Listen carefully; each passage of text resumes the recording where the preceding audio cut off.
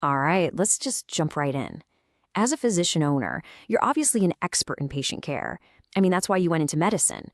But the financial health of your practice, that's a completely different beast. And it's probably not something they spent a lot of time on back in residency. Does this sound familiar? That feeling of just running faster and faster, but not really getting anywhere? Just trying to keep up with all the administrative burdens and paperwork? If it does, I want you to know you are definitely not alone. It's an exhausting way to run a practice. And really, that's the heart of the problem, isn't it? All this pressure, the billing, the coding, the endless follow-ups, it pulls you away from what you're actually there to do, what you love to do. Take care of your patients. It puts a computer screen between you and the person who needs your help. Now get ready for this, because the scale of this problem is, well, it's staggering. We're not talking about a few missed payments here and there. Across the entire U.S. healthcare system, $262 billion is lost every single year. And that's just from denied insurance claims. That is money that practices just like yours earned, but will never, ever see. So to even begin to fix this, we have to understand the system that's causing all this friction in the first place. And that system has a name: Revenue Cycle Management, or RCM for short. And I really want to be clear here, RCM is so much more than just the billing that happens in the back office. You have to think of it as the entire financial lifeblood of your practice. It is every single touch point, from the second a patient calls to make an appointment, all the way through to that final zero balance. A healthy revenue cycle really breaks down into these three core functions. First, there's revenue generation. This is all the proactive stuff your front desk does.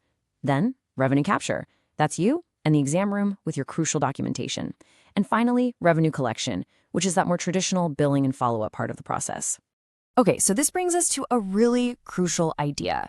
You'd never manage a patient's health without checking their vital signs, right? Well, the same thing goes for your practice's financial health. You have to monitor its vitals because ignoring these numbers is, frankly, a recipe for disaster.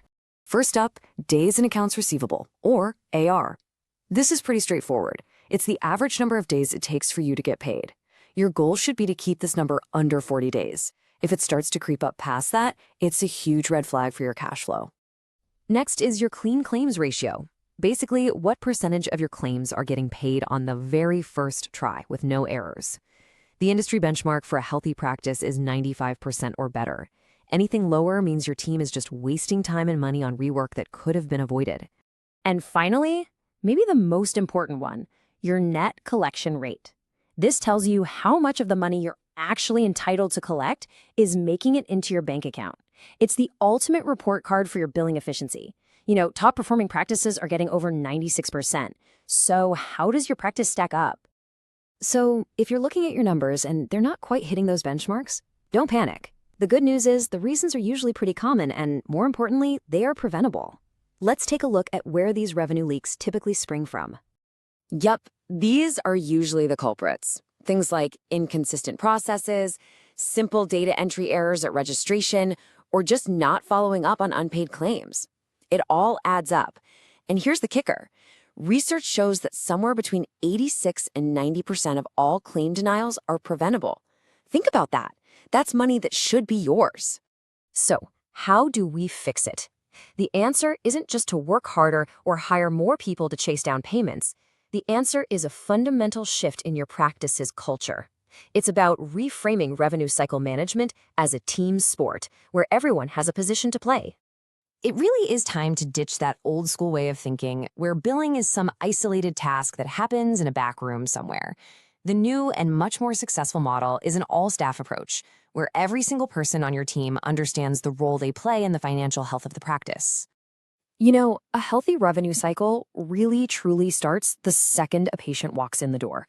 Your front office team is your first line of defense. When they get that patient and insurance information right from the beginning, they prevent an absolute mountain of problems down the line. And as the physician, you are the engine of this whole process. Your accurate, your detailed, and your timely clinical documentation, that is what justifies everything. It's what allows your team to code correctly and bill for the high level of service you're providing. Okay, so let's bring it all home. How do we take all these ideas and actually build a practice that isn't just surviving, but is truly set up to thrive financially for years to come? It all boils down to these three pillars. First, process. You need standardized, repeatable workflows for everything. Second, people. You have to invest in training so every single team member knows their part. And third, performance. You've got to track those key vitals consistently to catch small problems before they become big ones. At the end of the day, it really all comes down to this one question. Because taking control of your revenue cycle, it's not just about making more money.